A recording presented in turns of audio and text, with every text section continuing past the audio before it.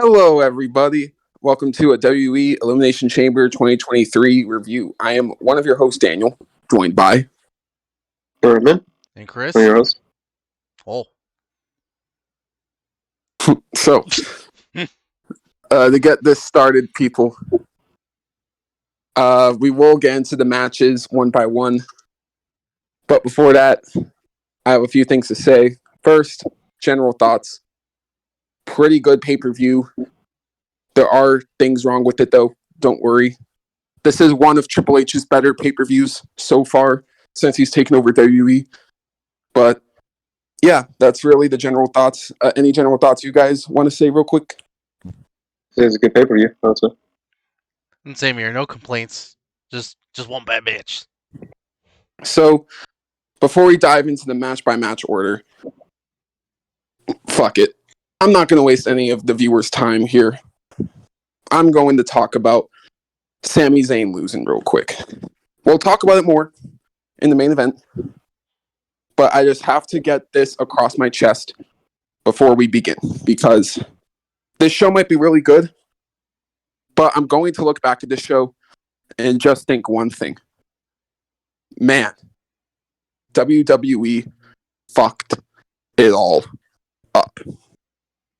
They ruined WrestleMania season for me. And why is that? Well, I know Sami wasn't going to beat Roman Reigns. I know. But the fact that it still happened,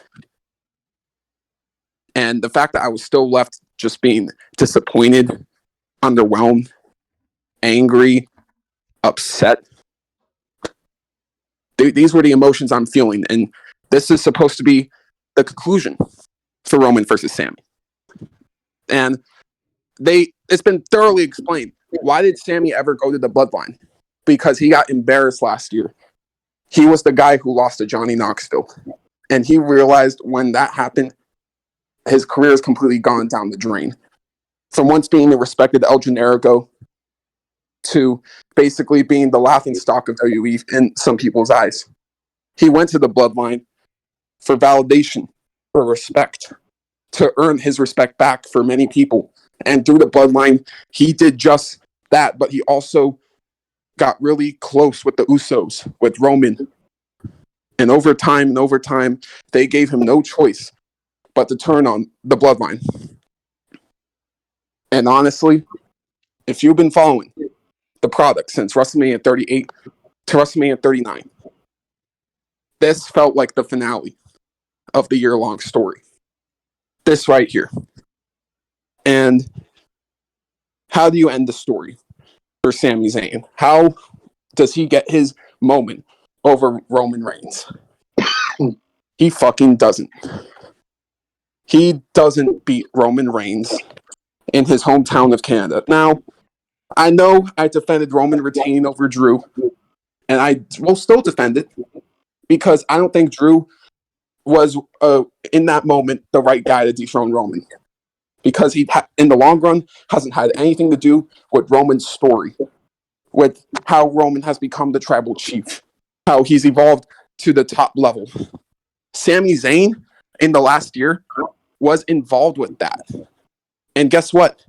He carried WWE for the past 3 to 6 months. I'm going to be dead set honest here. Triple H, I thank everything he's done. I thank him for everything he's done. But let's be honest here. Everything he's done for WWE right now hasn't been all that special outside of what they've done with Sami Zayn. And the one big special thing they had, they completely fucked it all up.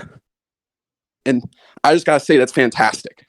That's fantastic. And no, I mean, seriously, go ahead. Kill your biggest babyface 1 month before WrestleMania. Go right ahead.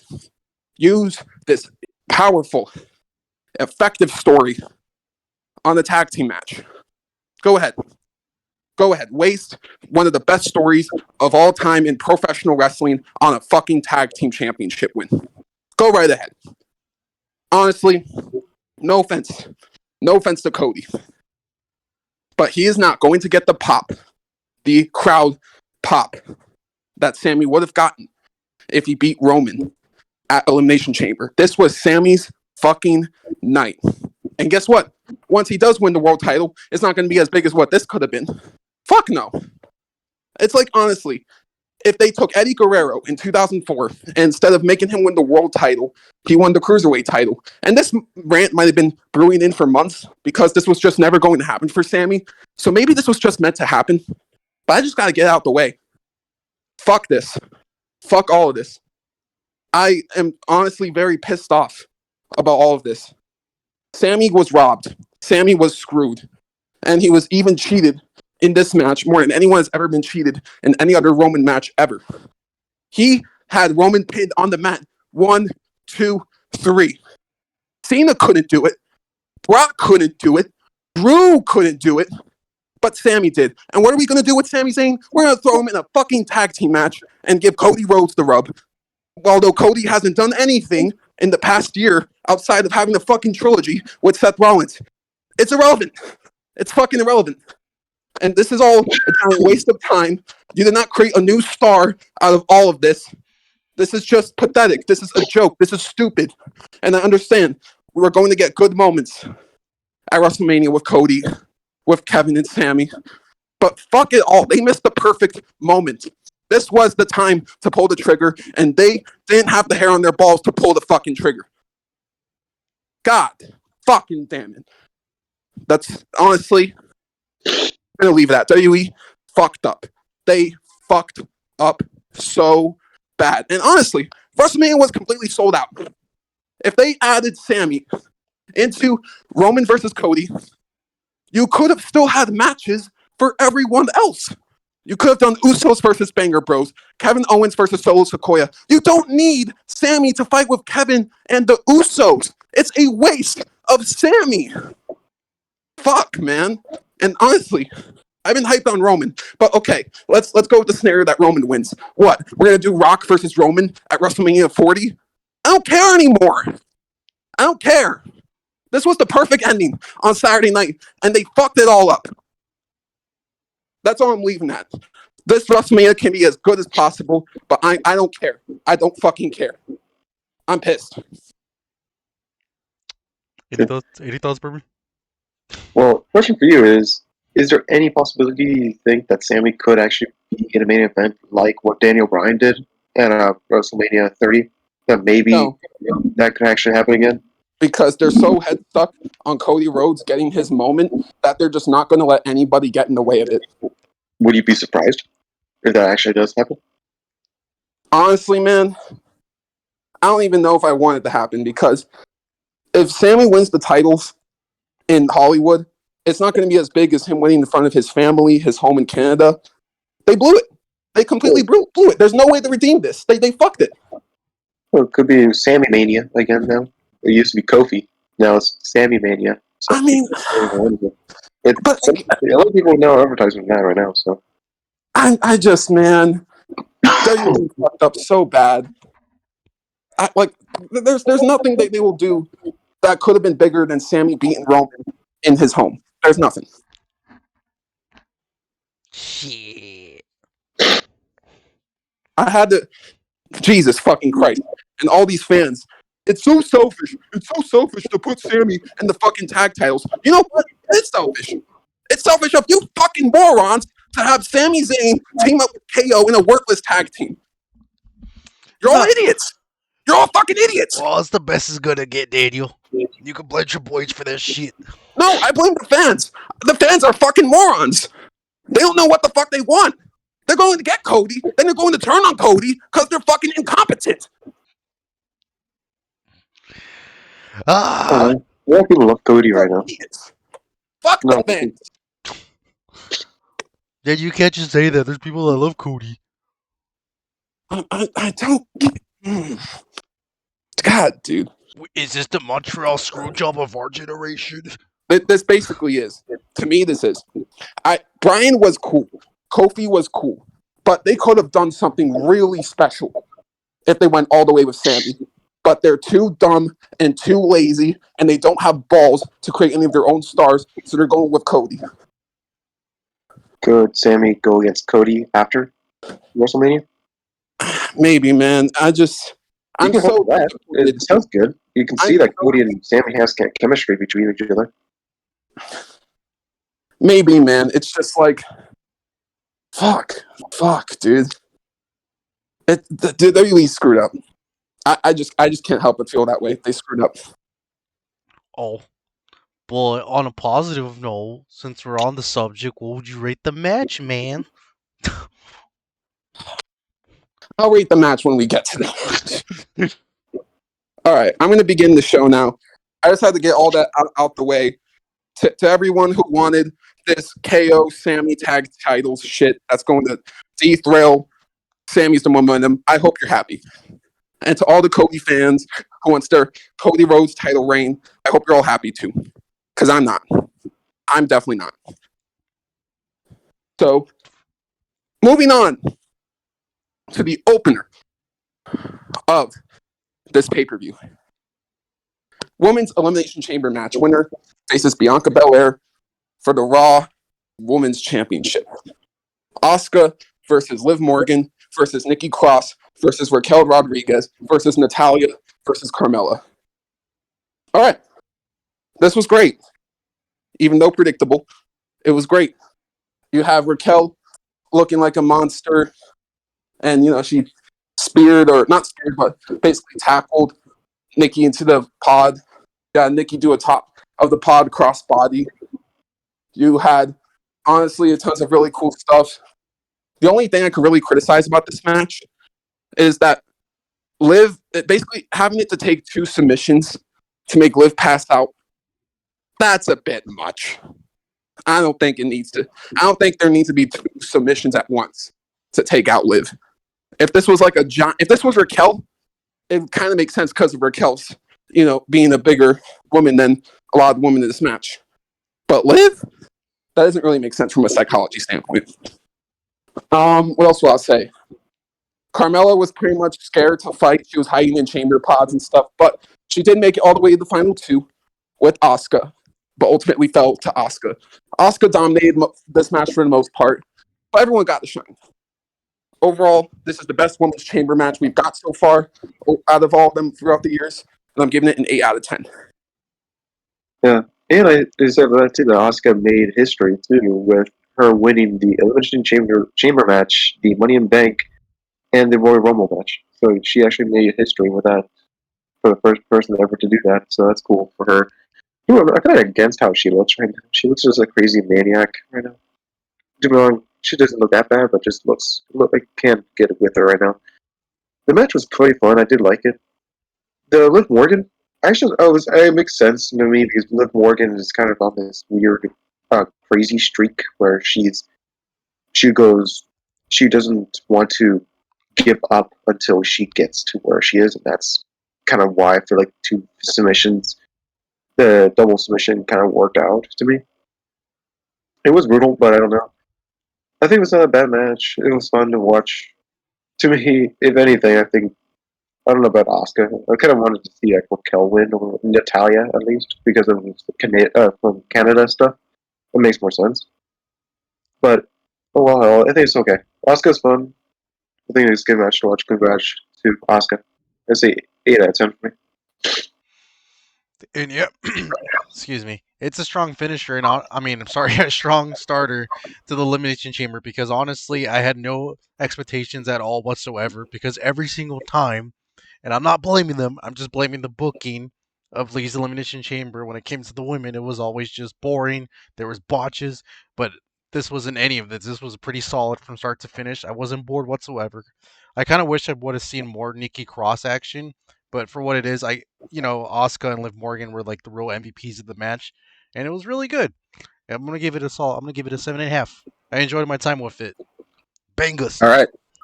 Interesting. Now, second rant and final rant of the video. Oh no.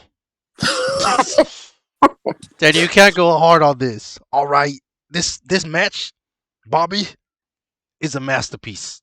You know what? Let me actually recap every move that was hit in this match. So Bobby hits a spear, then a second spear. Brock hits an F5, then a second F5. Bobby hits a third spear, locks in the hurt lock. and Brock hits a low blow to end the match. You know, I think this is more of a wrestling clinic than Shawn versus Brett at WrestleMania 12 was. I mean, goddamn. No, but let me be honest here. Why do this match? Why waste everyone's time like that, especially when it's just going to be a stupid finisher fest with a DQ finish? And Brock F5 in the referee through an announcer's table, or no, it was Bobby through the announcer's table, I think. I don't even remember. The match sucked that much, and I don't even care to remember. And this is all I'll say. We had 3 matches between these two, and all 3 matches have failed to impress people and make people happy. And because of that, I don't want to see this bullshit at WrestleMania. I don't want Bobby and Brock to fight ever again. These two have officially become Roman versus Brock for me, where most of these matches are terrible. And that's not on Brock, that's not on Bobby, but this is being booked like a typical WWE feud, which feels like they need to take one dream match and stretch it out throughout 4 or 5 matches in a feud, when honestly, they don't need to do that. They could have had one great classic 20-minute match, and that's all we ever needed from these two. Instead, we're getting bullshit after bullshit after bullshit, and I'm tired of it. This honestly was a joke, and kind of offensive that this was even put on this pay-per-view. So I'm going to give it a 3 out of 10. It's honestly just crap. Yeah, I'm gonna say the exact same thing. To me, it was so boring. I know, I love Bobby. Bobby's great. Brock Lesnar sucks. I just don't. It's so annoying when as soon as I saw this match happen, I'm like, oh no, this is gonna happen again. Same exact thing I have against what's it called, Braun Breaker sometimes. Like, it's really, really dumb to me. And I always love Bobby, but it's just so stupid to see this match happen 3 times in a row and never completed it. And you know you're gonna find it at WrestleMania. I just goddamn hope it's gonna be a Extreme Rules match, or a disqualification match, or Falls Count Anywhere match, something that at least makes it a little bit entertaining. At least I don't know anything will make a stipulation make this entertaining, but hell, something can. I don't know what, but this should be okay. I don't know. It's so stupid, but it was very dumb. I don't like it. I'm gonna give it a 2.5. I'm gonna give it a 1 because this shit was fucking ass. I'm surprised no one's made any finisher like compilations of like WWE 2K23 or I mean 2022 because that was meme potential. I was excited for this match. This match was a disappointing, and it's kind of fucked up too because this is the only way that Bobby can win is through a disqualification. Nah, fuck that. That's the only time Brock gets let the black man win by him cheating. A 1. It's fucked Yeah, up. and think about it. The other time Bobby beat Brock, he had the help of Roman. So, yeah, I guess Bobby can't beat Brock clean. No. But all I have to say is that I think you guys are starting to understand why I've kind of had a sour feeling about Brock throughout the years. He just phones it in way too often. And over time, I just got really sick of it. And even now, I'm just looking at the dude and it's just like, man, if you're not even going to put an effort into any of this, just retire. What's the point? So, I mean, what do you guys think? Do you guys think Brock should even stay if he's just not going to give a shit? I think he should retire. Seriously, like Brock Lesnar is not doing anything. It's the same thing with Goldberg and a few other people. I don't think either he goes back to maybe UFC and does like special type of matches, like what Conor McGregor sometimes does or something like that, or does some random like just does some commentary. He could do commentary. I have no idea how good he would be, but like UFC commentary, he could do that if he wanted to. But seriously, it's really dumb. I think he definitely needs to retire. You don't need any more Brock Lesnar. I kind of want to see him fight Logan Paul though. That'd be epic. Brock Lesnar versus Logan Paul. Yes. Shoot me now. Book it. Anyways, moving on. Don't book it. Triple H, don't book it. We're going to talk about Logan Paul later as well. Thanks for the reminder that he was on this show. It was goddamn beautiful. But we'll get to him when we get to him. All right. You don't have to sing his praises right now. So moving on to Edge and Beth Phoenix versus Finn Balor and Rhea Ripley. Honestly, a good match, a good mixed tag match. There were some fun moments, and this was able to protect Rhea, even though they gave the baby faces the win. And Edge and Beth won with FTR's finisher, the Big Rig, and everyone's like, "Oh my God, is FTR going to WWE?" Guys, it's not that deep. This is what it is. If you guys didn't know, in Edge's documentary about making like a comeback and everything, FTR actually helped train him back into ring shape and all that stuff. So that was like a little salute to FTR, I guess you could say. So I think that's cool. Overall, I'm going to give it a 7 out of 10. How did they do Finn Balor versus Edge now with Edge getting the comeuppance over Finn? I don't know. But they'll probably figure it out. I think Rhea is pretty much out of this, Judgment Day Edge story. Now she's going to go on and do her thing with Charlotte. And like I said, hopefully she squashes Charlotte in quick fashion. Overall, 7 out of 10. Yeah, this one was just fun. It was not that bad. And I kind of like the Dominic Mysterio kind of thing that they pushed. It was fun to watch. It was not that bad. I'm expecting something good as Edge is going to be fighting against Austin Theory for the United States Championship this Monday. So I'm betting that something is going to happen with Finn Balor to cause the WrestleMania match. It makes perfect sense to me. I really doubt Edge will win that United States title. It would be pretty surprising at the same time because it could be Edge versus John Cena. That for the US belt. That would be a good match too, isn't it?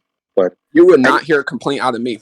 No, it would not. I think it was a great match, but because I feel like Austin Theory and John Cena had a bit of a macho guy. People be thinking those two like they really want to fight against each other. So I kind of don't know if they're gonna do that, but it would be cool if they do that. But kind of doubt it. But yeah, let's go back to the match. The match was not that bad. I think it was fun to watch. It was. I like the shadow. They call it the Shatter Machine, which is really cool. Yeah, so it's kind of good that they give a nod to the FTR. So if they actually do come back, that's fun, but I doubt. I don't know if they are yet, but I think it would be happening an AEW extension, but I may be wrong. Well, I hope so, because they can go for the ass boys, so that's perfectly fine with me. So for me, I'd give this 7. I'm actually surprised that Edge and Beth actually won the feud because I thought for a hot second we are just gonna get the same crap of the Judgment Day, just like I'm gonna cheat. But no, I'm surprisingly to see that Edge and Beth did finally win for once because it seems like they keep pushing all these, older guys or whatever to push them aside as stepping stones for the Judgment Day. And you know what? I'm just gonna say it. I'm tired of the Judgment Day. It's been going on for far too long. Even when Dominic and Rey Mysterio do fight in WrestleMania, I hope it's over after that because once my girl wins her title, I don't want to see any more of this crap. Finn Balor needs to get rid of the stupid character, and Damian Priest will be perfectly fine by himself. But this match was okay. It was a 7. Fuck the Judgment Day. I'm tired of it.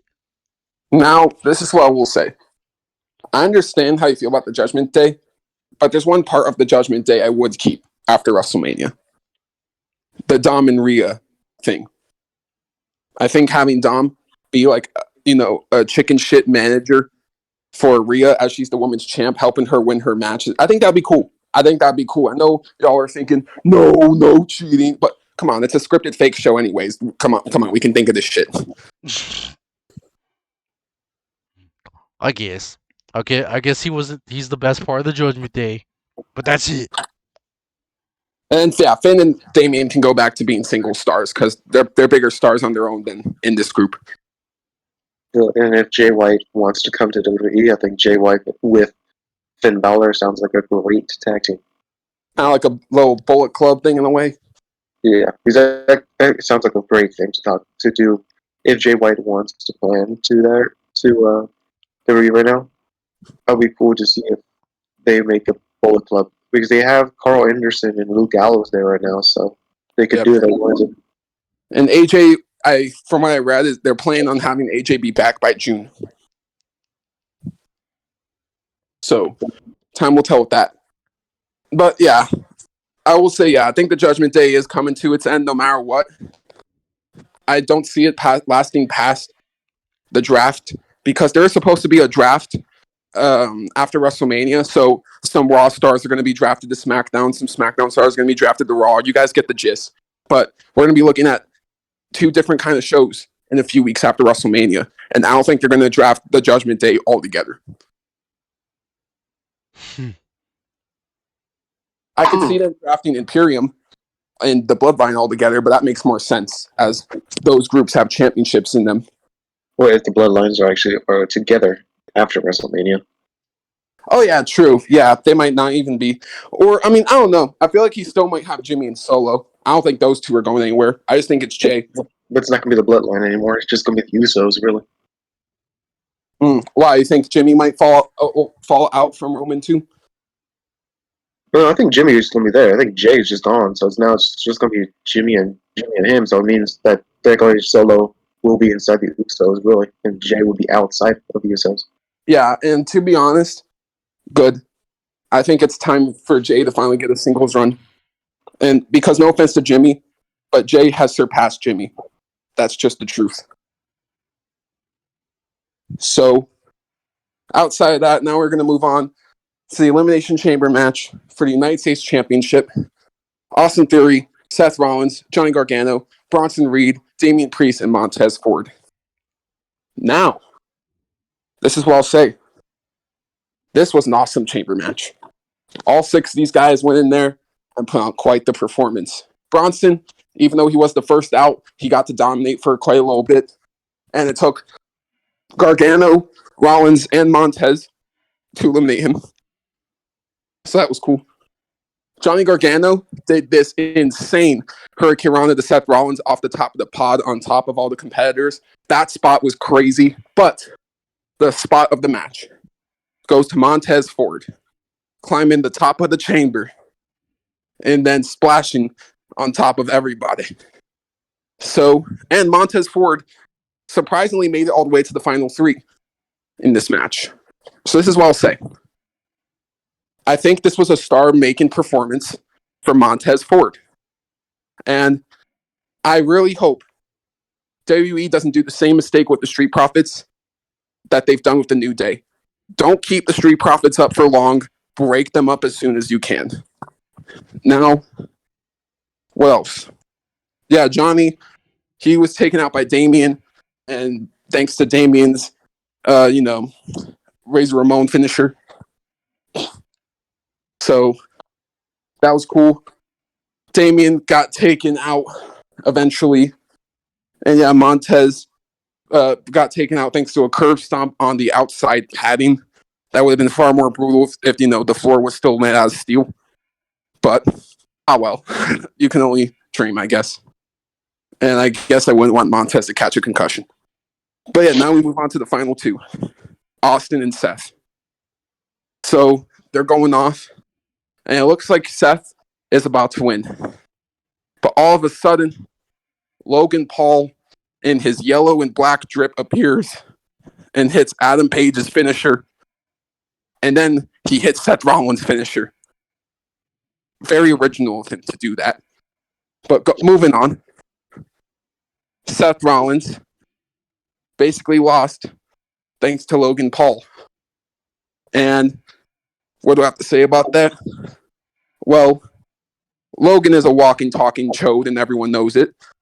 But this is what I will say. I'm glad that they're going with him as the heel. At least it seems like WWE are going with him as the heel. There's more money to make out of him being a heel, and it's better for business. Do I still think Rollins versus Gargano or Rollins versus Montez would be a way better match? Absolutely. But, we deal with what we got to deal with. And fans accepted Logan Paul so much to the point where he's accepted as a main event player. And it's gross. Again, the fans don't know what they want. But whatever. It's whatever. So, Austin Theory did retain. He's probably going to fight John Cena at WrestleMania. Great. That'll be cool. Overall, I'm going to give this a 9 out of 10. Outstanding chamber match. Everyone showed up and they performed exactly how they needed to perform. Yeah, I can't say anything else about this. This match was very fun. I loved how Montez Ford got a lot. I'm hoping that Montez Ford gets a title shot because I think he deserves that shit. It's so fun to watch him always. I love the Johnny Gargano for Hurricane. It was great to see the Bronson Reed. I was weird to see Bronson Reed there, but I still like him. So it was a good job that Bronson Reed was put in there. Dave Bruce is fun too. His entrance was pretty cool with the crown on his head too. But I think that the Logan Paul was funny just because it was just it had moved. It was really came out of nowhere for me. I thought it was like something's happening, but it was pretty fun. I think the match we at WrestleMania should be pretty okay, pretty good to me. With the expectations from him versus the Miz was not bad too. So maybe Seth Rollins versus Logan Paul should be pretty good too. So for me, I'm thinking nine for me. And same here. I'll give it a 9 as well. And I hope to God that at some point that Montez Ford gets a solo run. I mean, I like him in his little tag team group or whatever, but that dude is literally a solo guy. Like after, well, I guess yesterday the performance, it was goddamn groundbreaking and it was just so much fun. So if that guy ever does get a push, definitely want to give it to Montez Ford. So I'll give it a 9. Agreed. Again, WWE break up the Street Profits. Please. So, what were you about to say? I was gonna say please. Yeah, for real. So, main event now. Roman Reigns versus Sami Zayn. I already said mostly what I needed to say in the beginning, but I didn't talk about the match itself. The match itself was perfection. And of course it would be. It's Roman Reigns and Sami Zayn. It's two of the very best WWE wrestlers in the past 3 years. Yes, I said 3 years. I am counting Sami's conspiracy theorist character. I think he performed better in that character than 99% of wrestlers can in any character. And that's why I'll still praise Sami even at his worst till this day. Sami is going down as a legend, at least in my heart. If WWE doesn't see him as one, whatever. I see him as one. So, yeah, this is a 10 out of 10. I can't really say much more than that. It was perfect. And I just wish the right result happened, but it didn't. And whatever. I'll let these two talk about the match because like I said, I've literally said everything I need to say. Cody Rhodes will get his moment over Roman, and it'll be cool. I'm not saying it won't be, but it won't be as good of a moment as what we could have got here. And I'll be saying this until the end of fucking time. Yeah, the match was very good. I think it was really interesting. It was so brutal to me that it was Roman Reigns talking to his wife. It was so brutal, but his music, I always loved that. And then Sammy, I think at one point, kisses his wife and gets energy, but kind of gets knocked down again. To me, I love the match. Was great how it shows its underdog fighting against the big dog. Real. So it was really interesting in character line. I was really pissed off when Sammy did not win. It pissed me off because I was, man, that was the best way you could ever set up and win for Sammy anytime you wanted. It was really dumb.